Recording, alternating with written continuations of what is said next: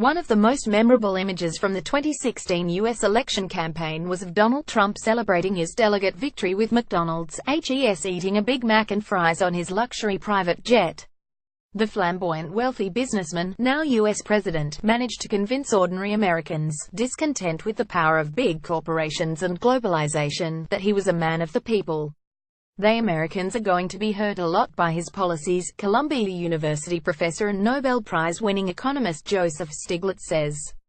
He was a 2001 winner of the Nobel Memorial Prize in Economic Sciences. The former World Bank chief economist and advisor to former U.S. President Bill Clinton is bold and unorthodox, and that's part of his charm. Nobel Prize-winning economist Joseph Stiglitz, photo Michelle Euler, he isn't afraid to advocate ideas that challenge conventional thinking and to question the power of corporations. When I ask him about how to fight global tax avoidance, he proposes a global minimum tax rate of 20%.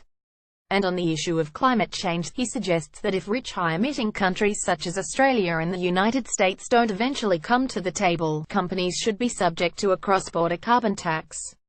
It's not that Professor Stiglitz is anti-business, but rather that he wants everyone to share from advances in technology and economic growth. One of the reasons for the anti-globalization movement is that people realize that the system of globalization has worked very well for very rich people and for the corporations, but not for individuals, he says in an exclusive interview with Fairfax Media. A worsening divide. Trump and Brexit were a rebellious response, he says, from people who feel they have been left out. But he worries their fates will now worsen. The general shift to right-wing leaders globally is already resulting in protectionist, anti-globalization policies. And those policies, he says, unfortunately, are most damaging to the poor. Anti-globalization protesters. Photo says Wrangle. The first tax reform we need is to get a global agreement to end the tax competition race to the bottom and make sure that there isn't massive tax avoidance. Joseph Stiglitz. This is a key topic explored in Professor Stiglitz's book Globalization and its Discontents Revisited. Anti-globalization in the era of Trump. But making the Trump-loving population understand their deteriorating plight is a hard feat. There's a view that they don't really look at the policies, he says.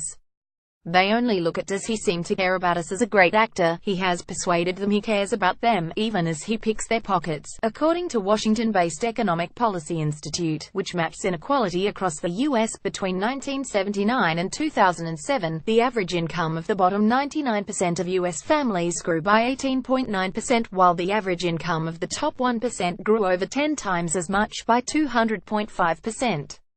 It's at levels not seen since the late 1920s. You have a lot of inequality, and inequality affects the politics. Then Trump's administration pass laws that reinforce inequality, Professor Stiglitz says. President Donald Trump portrays himself as a man of the people. Photo supplied. He gives the example of the Republicans' push to get rid of inheritance taxes. Known in the U.S. as the estate tax, it taxes the right of an individual to transfer property at their death, which according to the IRS, now only falls on those with assets worth more than $5.49 million and double that for couples. We're talking about a few thousand families with lots and lots of money, he says. The Republican Party is coming out on the side of the very, very wealthy. Fiscal paradises. Tax rates and incentives can also exacerbate divides. Trump has proposed to cut America's company tax rate from 35% to 15%. In a world of greater tax competition where countries like Ireland and Singapore offer 12.5% and 17% rates respectively, companies say if the U.S. doesn't cut taxes, they will move offshore. I think it's largely a hollow threat, but not completely, Professor Stiglitz says. The first tax reform we need is to get a global agreement to end the tax competition race to the bottom and make sure that there isn't massive tax avoidance. But obviously this isn't the corporate agenda. They like this race to the bottom. Panama remains a tax sanctuary. Photo app. Despite the OECD G20 global plan against profit shifting, known as base erosion and profit shifting (BEPS), he says multinational tax avoidance still occurs. We haven't eliminated the tax havens, says Professor Stiglitz, who 2 years ago helped set up the Independent Commission for the Reform of International Corporate Taxation (ICRICT) to fight for changes that reduce inequality and strengthen human rights. The fiscal paradises are still there. Panama is still there. Money laundering is still going on. Abuses continue. While BEPS eliminated some of the absolutely worst abuses, it did not eliminate many of the other bad abuses, he says. It put an end to no-tax jurisdictions, but it didn't end very low-tax jurisdictions. He notes companies including Starbucks and Apple are still engaging in the legal practice of profit shifting to lower-tax nations. Starbucks has been under fire for the level of taxes it pays on income. Photo Adrian Brown. The less revenue we raise from corporate income tax, the more revenue we have to raise from individual income tax. So, in a way, you're shifting taxes, the burden from corporations to individuals, he says. Aside from BEPS, there's also been unilateral moves by governments, including Australia's, to try tax multinationals.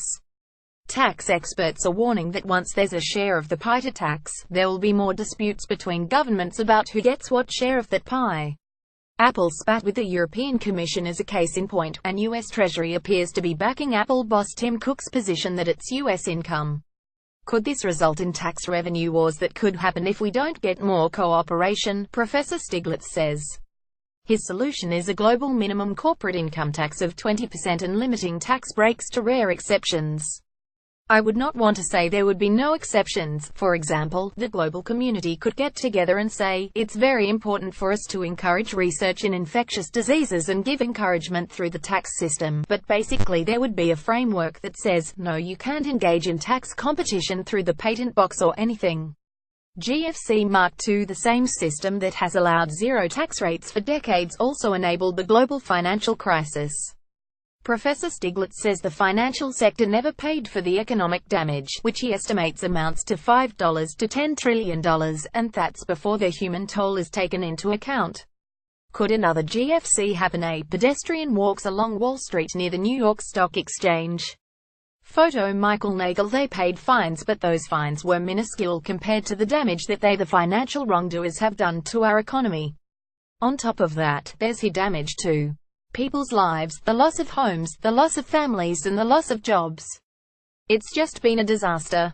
And while there should be individual culpability, those in the big end of town escaped prosecution. Nobody at Goldman Sachs did the misdeeds even though misdeeds were done, he says. Nobody at Lehman Brothers did the misdeeds even though misdeeds were done. The financial sector behaved badly, but nobody did it.